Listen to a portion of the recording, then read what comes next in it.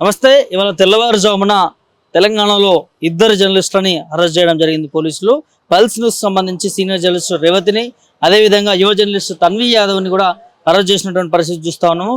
So దీని వెనుక చాలా కథనాలు వినిపిస్తా ఉన్నాయి. అరెస్ట్ అయ్యి ఇప్పటివరకు 8-9 గంటలు కావస్తా ఉన్నా కూడా వారు ఎక్కడున్నారు ఏంటి అనేది కూడా వాళ్ళ ఆజుకు కూడా తెలియని పరిస్థితి. సో మనతో పాటు తన్వి జర్నలిస్ట్ తన్వి వాళ్ళ ఫ్యామిలీ ఉన్నారు, వారితో మాట్లాడించే ప్రయత్నం చేద్దాం. నమస్తే బ్రదర్, ఏం పేరు? బాను. తన్వికి ఏమవుతారు? కజిన్. ఏంటి అసలు తన్విని ఎట్లా అరెస్ట్ చేసిర్రు? మార్నింగ్ ఇంటి దగ్గర నుంచా లేకపోతే మీకు ఎట్లా information? Early morning 5 o'clock bus stop లో అరెస్ట్ చేసిండే. తను ఆఫీస్కి వచ్చే టైంలో అరెస్ట్ చేసారు.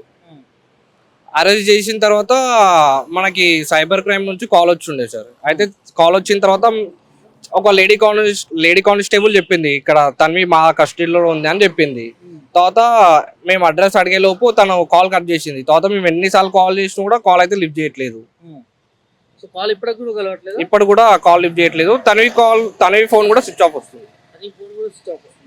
సో ఏమని చెప్పారు అంటే ఇంతకుముందు ఏమన్నా అట్లా అరెస్ట్ అవుతాను, ఇట్లా నా మీద కేసు ఫైల్ అయిందని తనవి మీకోసం మీకేమైనా చెప్పడం జరిగింది? లేదు, ఏం చెప్పలేదు.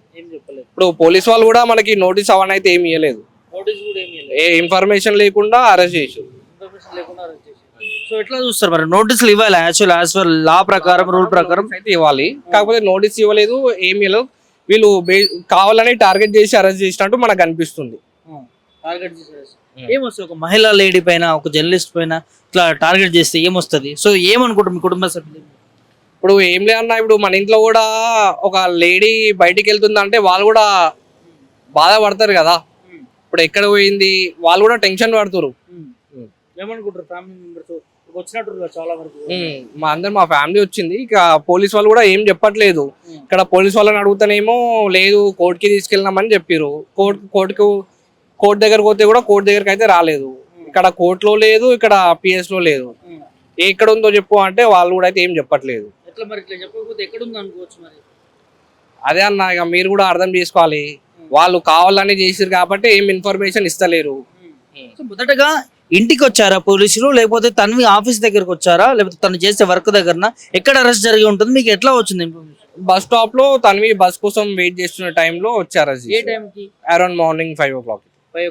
అంత మార్నింగ్ తన్వి ఎందుకు బయట బస్ స్టాప్ లో ఉంది? అంటే తను మార్నింగ్ ఇక్కడ హైదరాబాద్ కి రావాలంటే మాది షాద్ నగర్ అండి. షాద్ నగర్ దగ్గర కొత్తూరు.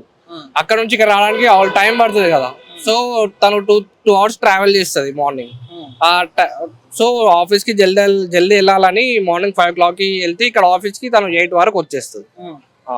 5 o'clock బస్ స్టాప్ లో అరెస్ట్ చేశారు. బస్ స్టాప్ లో అరెస్ట్ చేసిన మీకు పోలీసులు చెప్పారా? లేదు, అక్కడ చూసిన వాళ్ళు చెప్పారు. వాళ్ళు వచ్చి ఎక్కించుకుని అని చెప్పారు. పోలీసులు మీకు ఏ టైం కి ఫోన్ చేశారు? మీకు ఫోన్ చేశారు అరౌండ్ 8:15 ఇట్లా కాల్ చేశారు. అంటే ఈ టైంలో అసలు ఎక్కడికి వెళ్ళింది అని కనుక్కునే ప్రయత్నం చేయలేదు? లేదు, పోలీసు తీసుకెళ్లారని జస్ట్ లేడీ కానిస్టేబుల్ కాల్ చేసి తన్వి ఇక్కడ మా కస్టడీలో ఉంది, సైబరాబాద్ పిఎస్ నుంచి కాల్ చేస్తున్నామని చెప్పి కాల్ కట్ చేసింది.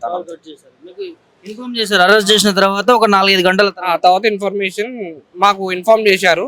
తర్వాత మేము అదే నెంబర్ కి చాలా సార్లు కాల్ చేసాం. ఏపీఎస్ ఎక్కడ కనుక్కుందామని చాలా సార్లు కాల్ చేసినా కూడా ఆ వ్యక్తి అయితే కాల్ అయితే లిఫ్ట్ చేయట్లేదు. సో ఎట్లా చూస్తారు మీరు? ఫ్యామిలీ పరంగా కూడా కొంచెం భయం అవుతున్న పరిస్థితి కదా, ఎందుకంటే మధ్యతరగతి నుంచి కుటుంబాల నుంచి వచ్చినటువంటి తన్వి సో ఇప్పుడు ఇవాళ అరెస్ట్ అయినారు అంటే ఎప్పుడు కూడా తను వెళ్ళిన పరిస్థితి. సో ఎట్లా ఏమనుకుంటున్నారు? అదే ఇప్పుడు పోలీస్ వాళ్ళు చెప్పాలి ఎక్కడ ఉంది అని. పోలీస్ వాళ్ళు చెప్పాలి.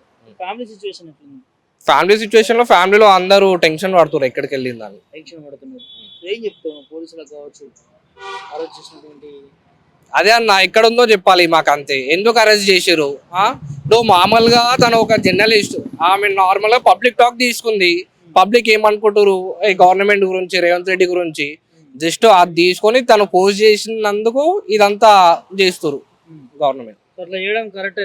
లేదు, తన్వి చేసింది ఒక జర్నలిజం, తన వర్క్ తను చేసినందుకు పోస్ట్ చేసినందుకు అరెస్ట్ చేసారు. ఇది పరిస్థితి. నిజంగా బాధాకరమైన పరిస్థితి. తన వృత్తి తను చేయడం జరిగింది. సో ఇక్కడ జర్నలిస్టులు ఎవరైనా కూడా ప్రజల సమస్యల్ని ప్రభుత్వానికి తెలియపరుస్తూ ఉంటాం. వాళ్ళు పడుతున్నటువంటి ఇబ్బందులు కావచ్చు, వాళ్ళు ఎదుర్కొంటున్నటువంటి సమస్యలు కావచ్చు, వాటన్నిటి కూడా ప్రభుత్వం దృష్టికి తీసుకెళ్లేటటువంటి మెయిన్ పిల్లర్ ఈ జర్నలిజం. సో అట్లాంటిది మేము ప్రజల పక్షాన కొట్లాడుతూ ఉంటే ఇవాళ మరి కేసు పెట్టడం జరిగింది. సో అది కూడా ఎలాంటి నోటీసులు ఇవ్వలేదు. ఒక మహిళ తను సో ఎక్కడో షాద్ నగర్ నుంచి హైదరాబాద్కి రెగ్యులర్గా అప్ అండ్ డౌన్ చేస్తూ ఉంటుంది, సో ట్రావెల్ చేస్తూ ఉంటుంది. సో ఎర్లీ మార్నింగ్ 5 గంటల ప్రాంతంలో తను బస్ స్టాప్కి రావడం, అక్కడ బస్సు కోసం వెయిట్ చేసేటటువంటి పరిస్థితుల్లో మరి అక్కడ పోలీసులు వచ్చి తనని కస్టడీలోకి తీసుకెళ్ళినటువంటి పరిస్థితి, అరెస్ట్ చేసినటువంటి పరిస్థితి. అరెస్ట్ అయ్యారని కూడా వీళ్ళకి దాదాపు 8 గంటల ప్రాంతంలో కూడా, అంటే మార్నింగ్ 5 గంటల నుంచి 8 గంటల ప్రాంతంలో, అంటే 3 గంటల వరకు కూడా తన్వి ఎక్కడుంది ఏంటి అనేది వీళ్ళకి ఫ్యామిలీకి కానీ ఎవరికి కూడా తెలియదు. ఆఫీస్కి వెళ్ళారనే అనుకున్నారు. కానీ 8 గంటల తర్వాత ఒక సైబరాబాద్ పిఎస్ నుంచి కాల్ రావడం జరిగింది. ఇట్లా అదుపులో అరెస్ట్ చేశామంటూ కూడా చెప్పడం జరిగింది. సో ఇట్లా నోటీసులు ఫస్ట్ లా ప్రకారం కావచ్చు, చట్ట ప్రకారం కావచ్చు, నోటీసులు ఇవ్వడం అనేది మ్యాండేటరీ.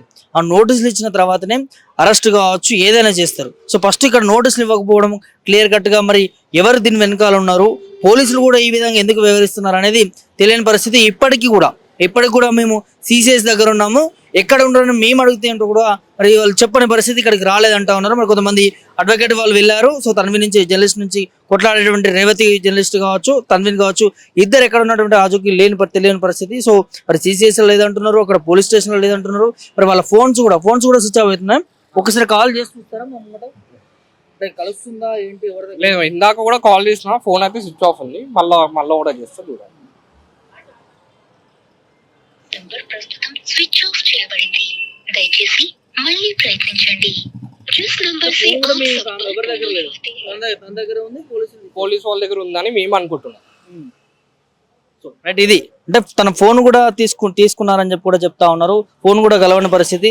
సో మరి తెలంగాణ ప్రభుత్వము ప్రజాప్రభుత్వం అదని చెప్పుకుంటా ఉంటారు. మరి ప్రజాప్రభుత్వంలో ఇద్దరు మహిళా జర్నలిస్టులకి న్యాయం జరగదా? ఈ విధంగా వాళ్ళని అక్రమంగా అరెస్ట్ చేయడం ఏంటి? ముందుగా వాళ్ళకి నోటీసులు ఇవ్వాల్సినటువంటి బాధ్యత పోలీసులకు లేదా? అక్కడ సీనియర్ జర్నలిస్ట్ రేవతి గారింటికి వెళ్ళి, అక్కడికి వెళ్ళి ఎర్లీ మార్నింగ్ 3 గంటల ప్రాంతంలోకి వెళ్ళి అక్కడ సీసీ కెమెరాలు ధ్వంసం చేయడం, 30-40 మంది పోలీసులు వెళ్ళి మరి అరెస్ట్ చేయాల్సిన పరిస్థితి ఎందుకోసం వచ్చింది? వాళ్ళు మహిళలు జర్నలిస్టు వృత్తిలో ఉన్నారు, వాళ్ళేమో టెర్రరిస్టా లేకపోతే దొంగలా? ఎందుకు ఈ విధంగా వ్యవహరిస్తూ ఉన్నారు? చట్ట ప్రకారంగా లా ప్రకారంగా నడుచుకోవాల్సిన పోలీసులు ఇవాళ ఎవరి మీ వెనుక ఉన్నారని ఈ విధంగా చేస్తూ ఉన్నారు. సో ఇది కరెక్ట్ పద్ధతి కాదు. వాళ్ళ క్లియర్ కట్గా ఖండిస్తూ ఉన్నారు జర్నలిస్టులు అందరూ కూడా.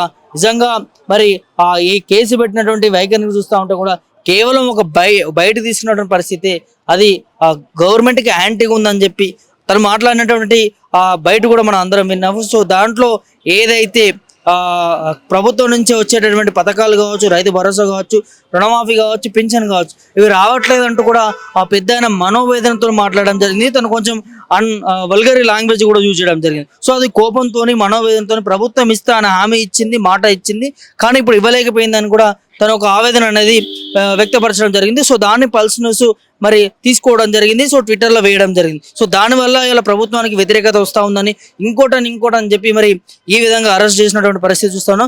ఖచ్చితంగా ఇప్పటికీ వాళ్ళ జాడ ఎక్కడ ఉన్నారు ఏంటనేది తెలియని పరిస్థితి. రాష్ట్ర ప్రభుత్వ పోలీసుల మొండి వైఖరి క్లియర్ కట్గా కనిపిస్తోంది. నిజంగా చట్టాల మీద మీకు గౌరవం ఉంటే, చట్టాలను మీరు అనుసరిస్తారంటే ఖచ్చితంగా దీన్ని లా ప్రకారం వెళ్ళండి. నిజంగానే తప్పు చేసేయాలని ఉంటే లా ప్రకారంగా వెళ్ళాలి, కానీ ఏ విధంగా అక్రమ కేసులు అంటే చేయడం అంటే కరెక్ట్ కాదు. సో ఫ్యామిలీ మెంబర్స్ కూడా ఇబ్బంది పడుతున్న పరిస్థితి. వాళ్ళు కూడా చెప్తా ఉన్నారు, మాకు ఎలాంటి ఇన్ఫర్మేషన్ లేదు, ఇప్పటికి ఎక్కడుందో తెలియదు. సో ఖచ్చితంగా ఎక్కడున్నారో చెప్పాలంటూ కూడా డిమాండ్ చేస్తున్నటువంటి పరిస్థితి చూస్తా ఉన్నాం. కెమెరామెన్ కిరణ్తో ప్రభాకర్ రెడ్డి, హైదరాబాద్ నుంచి.